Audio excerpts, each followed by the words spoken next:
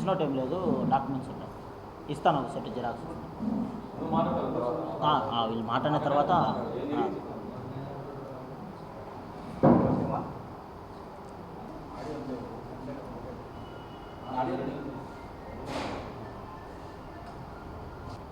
బద్వేల్ నియోజకవర్గంలోని గోపవరం మండలానికి సంబంధించినటువంటి గౌరీశంకర్ నగర్లో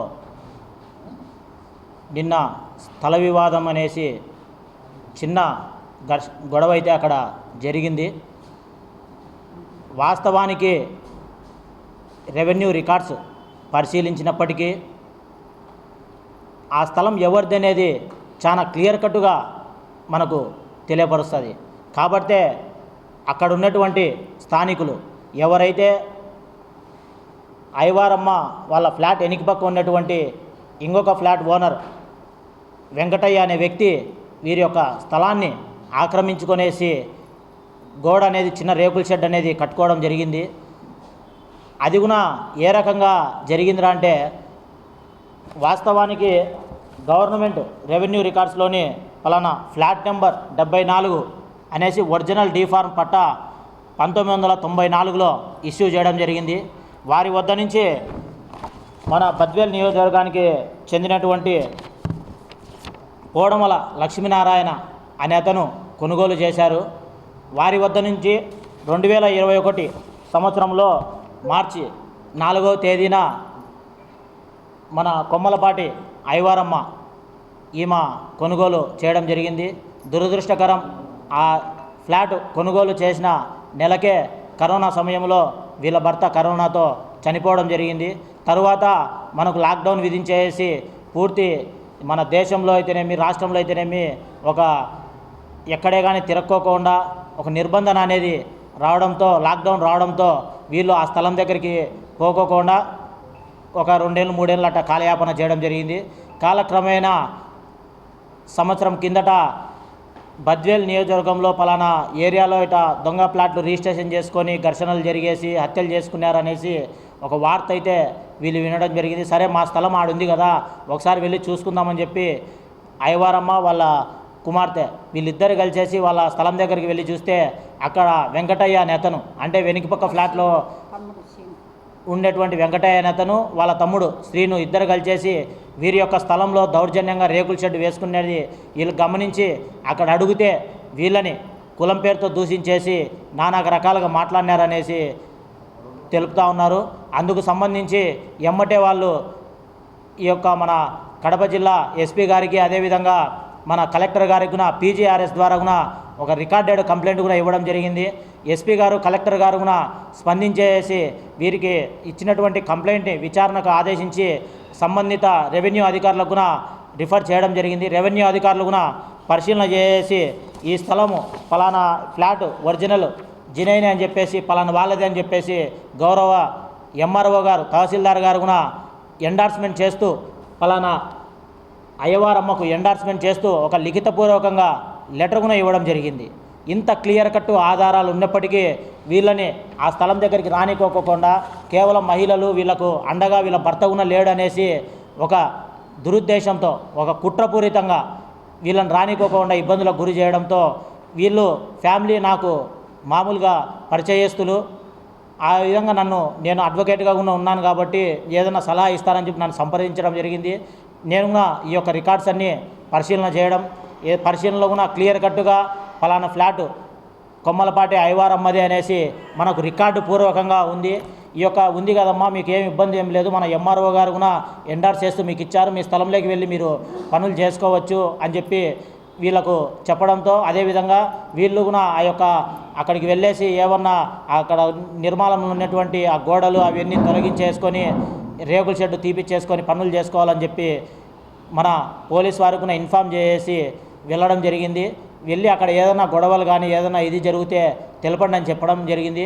కాబట్టి నేను అక్కడనే అందుబాటులో ఉన్నాను, నాకు ఈ రకంగా మాకు ఎవరు లేరు బాబు అని చెప్పి ఐవారమ్మ నాకు కాల్ చేయగా 3 గంటల సమయంలో నేను అక్కడికి వెళ్ళాను.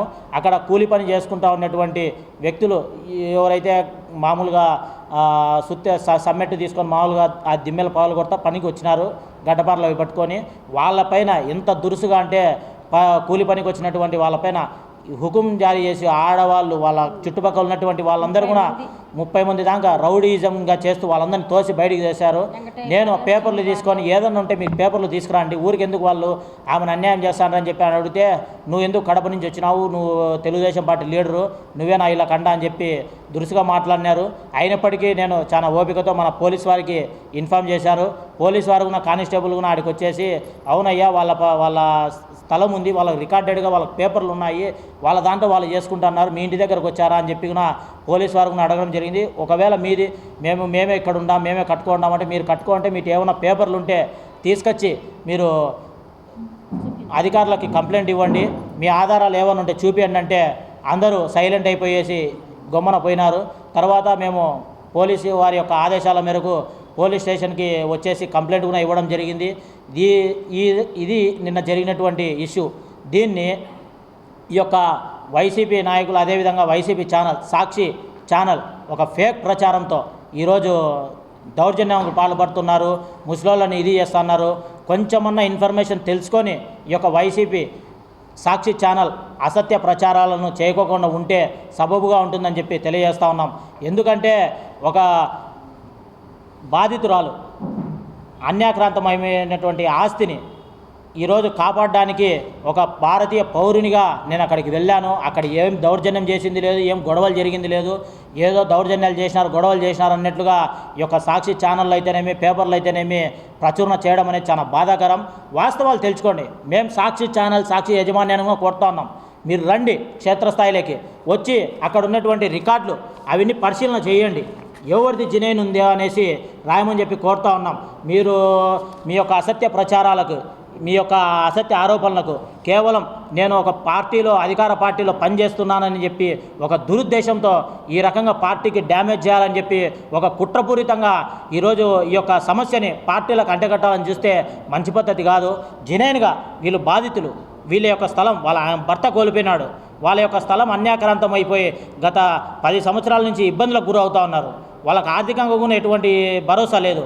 వాళ్ళకి ఇంకా తోడ్పాటు అందించేసి అన్యాయాన్ని ప్రశ్నించమని చెప్పి మేము సాక్షి యాజమాన్యంగా రిక్వెస్ట్ చేస్తూ ఉన్నాం. ఈ రకంగా తప్పుడు ఆరోపణలు, తప్పుడు సంకేతాలు, తప్పుడుగా ప్రకటనలు చేయడం అనేది చాలా బాధాకరం.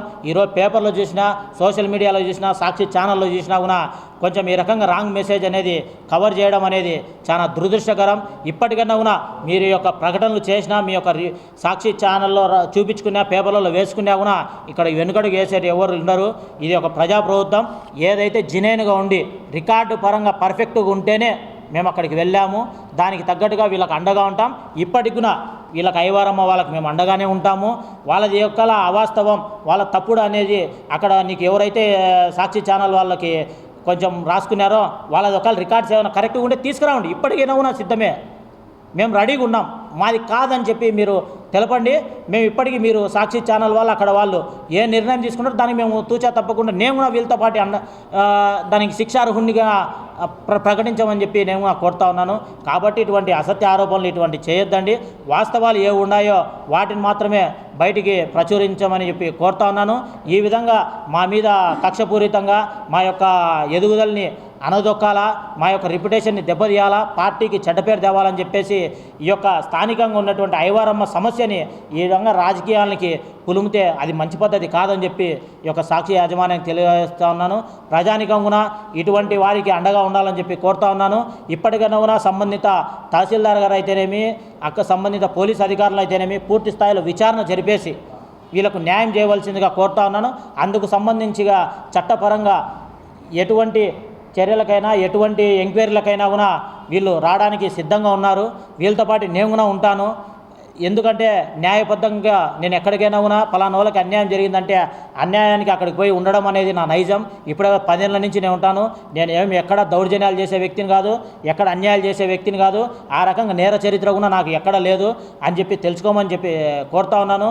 ఒక యువత వ్యక్తి పైన ఈ రకంగా తప్పుడు ఆరోపణలు చేయడం అనేది మంచి పద్ధతి కాదని చెప్పి సాక్షి ఛానల్ వారికి తెలుపుకుంటూ నాకు ఈ యొక్క మీడియా సమావేశానికి ఇచ్చేసినటువంటి మీడియా సోదరులందరికీ కూడా కొమ్మలపాటి ఐవారమ్మ లక్ష్మీనారాయణ రెడ్డి దగ్గర మేము 2021 సంవత్సరము భూమి కొనుక్కున్నాం బద్వేల్లో. మా నాన్న చిన్న ఉద్యోగి, ఎక్కడ ప్రొద్దుటూరులో మున్సిపల్ కార్పొరేషన్లో హౌసింగ్ డిపార్ట్మెంట్లో చిన్న ఉద్యోగి. ఆ రూపాయి పోగు చేసుకుంటూ మమ్మల్ని చదివిపించుకుంటూ గవర్నమెంట్ స్కూళ్ళల్లో ఆయన పోగు చేసుకుంటూ లక్ష్మీనారాయణ ఆయన కూడా డి దగ్గర డ్రైవర్ అనమాట. అతను చెప్పంగా ఆయన కూడా జమలమడుగు నియోజకవర్గమే, మాది కూడా జమలమడుగు నియోజకవర్గమే. ఇక్కడైతే నీ పిల్లలకి ఫ్యూచర్లో అయినా బాగుంటుందనే ఉద్దేశంతో చెప్పడం వల్ల ఆ సంవత్సరంలో అంటే ఒక 10 ఏళ్ల కిందట ఆ భూమి కొనుక్కున్నాం. ఆ స్థలము అదేంది 92-74 బిట్లో. ఆ 92 బిట్ ఏమో అలాగే ఉంది. 72 బిట్లో ఈ పక్క చూస్తే బల్జోళ్ళు, చుట్టూ అందరు బల్జోళ్ళు ఉన్నారు. మెయిన్ ఇప్పుడు కారణం ఏంటంటే ఎస్సీ అనే మొత్తం మీరు వచ్చి ఉన్నా కూడా మీరు వచ్చి 21వ తేదీ మార్చి 21వ తేదీ కొన్నాము. నెలకే మా నాన్న ఏప్రిల్లో చనిపోయినాడు. మార్చిలో కొన్నాం, ఏప్రిల్ 26వ తేదీ మా నాన్న చనిపోయినాడు. 23వ తేదీ కొన్నాము, మార్చిలో 26వ తేదీ మా నాన్న చనిపోయినాడు. చనిపోయినప్పటి నుంచి మేము వెళ్ళలేదు.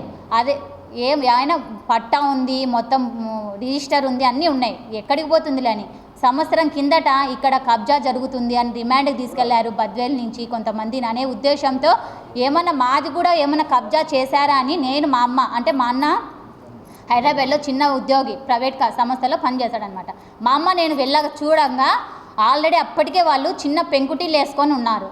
ఏమని అడిగితే ఇది మాది, మీది ఏ కులం అనే ఉద్దేశంతో అడిగారు. మేము అడగంగా మేము ఉండే చుట్టుపక్కల అందరం మేము బల్జోలో మీరు వచ్చి ఉండగలరా, ఈడ ఉన్నే కూడా పోయిన సంవత్సరం ఏ కూనీలు జరిగినా మీకు తెలుసా, వాళ్ళని ఎవరు చంపింది అనే ఉద్దేశంతో సంవత్సరం కిందట ఎంత ఘోరంగా జరిగింది, బద్వేల్లో నరికింది, మర్డర్ చేసింది అదే చెప్తున్నారు. మేము సైట్ కాడికి పోతే నిన్న కూడా మేము 23వ తేదీ అస్సలు డైరెక్ట్ చిన్న పోలీస్ స్టేషన్లో ఎందుకు అనేసి నేను మా అమ్మ అలాగే వెళ్ళి కడపకు వచ్చి ఎస్పీ ఆఫీసులోకి మేము కంప్లైంట్ ఇవ్వంగా కలెక్టర్గా ఆ రోజు కలెక్టర్ గారికి కూడా ఇచ్చినాం. ఆయన మమ్మల్ని స్పందించినారు, ఎస్పీ గారు స్పందించినారు, మాకు దగ్గర మళ్ళీ ఆయన ఎంఆర్ఓ కూడా మాకు స్పందించారు. అన్ని పట్టాలు మొత్తం అంతా మాకు ఇయ్యంగా కూడా వాళ్ళు మళ్ళీ నిన్న మేము వెళ్ళి ఏదో ఒకటి సైడ్ చేసుకుందామని వెళ్ళంగా మళ్ళీ మా మీదికి మొత్తం అంతా ఆడవాళ్ళే వస్తారు, మగవాళ్ళు ఇద్దరే వచ్చేది. ఏమంటే తెలుగుదేశం వాళ్ళు వస్తారు. మాకు ఈ అన్న 10 ఏళ్ల నుంచి తిరుమలేష్ అన్న 10 ఏళ్ల నుంచి మాకు ఫ్యామిలీ మెంబర్, మా అన్నకు కానీ మా నాన్నకు కానీ మాకు కానీ మా కుటుంబం కానీ ప్రతి చిన్న ఫంక్షన్లో కానీ దేనికైనా కానీ ఆ తిరుమలేష్ అన్న ఇట్లా జరుగుతుంది అంటే ఎక్కడన్నా ఉన్నావంటే లేదు మా ఇక్కడే దగ్గర ఉన్నాను, నేను మైదుకూరు మండలం దగ్గర. అన్న ఎమర్జెన్సీగా రావాలన్నా మీరంటే వచ్చి రాగానే అన్న వచ్చి రాగానే వీడు తెలుగుదేశం వాడు అది ఇది అని చెప్తాం. మాకు ఏ పార్టీ లేదు, మేము బీదా బితకోలేము, ఏ ఉద్యోగాలు లేవు మాకు, ఎక్కడ సైట్లో ఏం లేవు. మేము గవర్నమెంట్, మా నాన్న చిన్న గవర్నమెంట్, అది కాంట్రాక్ట్ ఉద్యోగస్తుడు. ఆయన మమ్మల్ని ఇంత ఘోరంగా ఇంత హింసిస్తున్నారు. ఏమంటే మీరు వచ్చి ఉండినా కూడా ఈ పక్క చుట్టుపక్కల వేసి వాళ్ళు ఎవరు లేరు, మేమంతా బల్జ కుటుంబం, 21 కుటుంబాలు ఉన్నాయి అక్కడ, వాళ్ళే ఉన్నాయి. మీరు వచ్చి ఉన్నా కూడా వాళ్ళు కరెంటు బిల్లు తెచ్చుకొని చూపిస్తాను. అదైనా ఎందుకు చూపిస్తాను, చుట్టుపక్కల మొత్తం అంతా 4 గోడలు వాళ్ళే ఉన్నప్పుడు ఆ నెంబర్లలో మా మధ్యలో ఉండేదానా వాళ్ళు తెచ్చి ఆ కరెంటు బిల్లు ఒక్కటి వాళ్ళు చూపిస్తారు. వాళ్ళ దగ్గర ఎటువంటివి ఏమే కానీ లేవు. మమ్మల్ని ఎస్పీ గారు స్పందించినారు, మమ్మల్ని కలెక్టర్ గారు మళ్ళీ 10వ తేదీ కలెక్టర్ గారు ఫోన్ చేస్తున్నారు. ఏమ్మా మీకు న్యాయం జరిగింది సార్, ఇవన్నీ మాకు కరెక్ట్గా ఉన్నాయని చెప్పారు సార్, ఏమో రావు సార్ కూడా అని చెప్పినాం. అయినా కూడా నిన్న వెళ్ళింటే నిష్కారణంగా నిన్న రాడ్లతో అన్నని కానీ మమ్మల్ని కానీ మీరు టీడీపీ తరఫున వచ్చినారు, అది వచ్చినారు, ఇది వచ్చినారని పార్టీలు ఇది చేస్తున్నారు. ఆ అన్నకి మాకు ఓన్లీ ఫ్యామిలీ సంబంధం తప్ప మాకు ఏ పార్టీలు లేవు, ఏం లేవు, మేము చిన్న తప్పుకోలేము. అదండి కొనుక్కున్నాము. మమ్మల్ని స్థలం దగ్గరికి రానిలే. మా ఆయన 2000 నెలకే 2021లో కొనుక్కున్నాం. 2000 నెలకే చనిపోయినాడు మా ఆయన. చనిపోయినాక తర్వాత మేము కొంచెం బాధలో ఉండి మేము ఆ స్థలం దగ్గరికి పోలే. ఇప్పుడు స్థలం దగ్గరికి పోయినా నుంచి మమ్మల్ని దౌర్జన్యంగా తిట్టడము, వాళ్ళు బలిజల్లని క్యాస్ట్ విరుగా కొట్టడము, నమ్మల్ని రావద్దని చెప్పడము. మాది ఆ స్థలము కాబట్టి నా పేరు వాళ్ళ దగ్గర ఏమన్నా ఉంటే తీసుకొచ్చుకోమని చెప్తాను. మా వల్ల కాక మేము ఎస్పీ దగ్గరికి పోయినాం. ఎస్పీ దగ్గర అయితే దేవరా మాకు ఇట్లా అన్యాయం జరిగిందంటే ఆయన ఎంఆర్ఓతో కంప్లైంట్ ఇచ్చి ఆయన ఎంఆర్ఓ ఎవరిని వీళ్ళదా కాదా ఆ స్థలం వాళ్ళదే అని అంటే 2 నెలలకు మళ్ళీ ఆయన విచారించుకొని మాకు కొమ్మలపాటి ఐవారమ్మది ఆ స్థలం అని చెప్పి మా అమ్మను క్యాండిడేట్గా నిలబెట్టినాడు ఆయన. ఈ పొద్దు మేము కాక ఆయన కలెక్టర్ కానించి కాగితం పంపించినాడు, అన్నీ చేసినాడు. మళ్ళీ ఎంఆర్ఓ వెళ్ళదే అని చెప్పి ఈ స్థలం కొమ్మలపాటి ఐవారమ్మది అని చెప్పి కాక ఇప్పుడు మేము నిన్న స్థలం కాడికి పోతే మమ్మల్ని వాళ్ళు వెంకటయ్య భార్య సీను వాళ్ళందరూ మమ్మల్ని రాళ్ళతో కొట్టడము, ఆడోళ్ళు వచ్చేది, మగోళ్ళు ఇద్దరే వచ్చేది, 30 మంది ఆడోళ్ళు వచ్చేది కొట్టేది. 20 మంది ఉన్నారు, వాళ్ళు 20 ఇండ్లు ఉన్నాయి, ఇవన్నీ కొడతాన్నారు చేస్తున్నారు. దేవుడు మేము ఏం చేయాలా, మేము బీదవాళ్ళమ్మని మమ్మల్ని ఇట్లా చేస్తున్నారు, ఇప్పుడన్నా మేము స్థలం అమ్ముకోవాలని మేము అనుకుంటాం. మాకు ఏం అన్యాయం చేసి దేవుడే న్యాయం చేస్తాడని వచ్చినాం. నా పేరు కొమ్మలపాటి అయ్యవారమ్మ. మా ఆయన హౌసింగ్ డిపార్ట్మెంట్లో పనిచేస్తున్నాడు. పిల్లి వెంకటయ్య వాళ్ళ సీను వాళ్ళ తమ్ముడు వెంకటయ్య దగ్గర మేము స్థలం కొనుక్కున్నాము. లక్ష్మీనారాయణ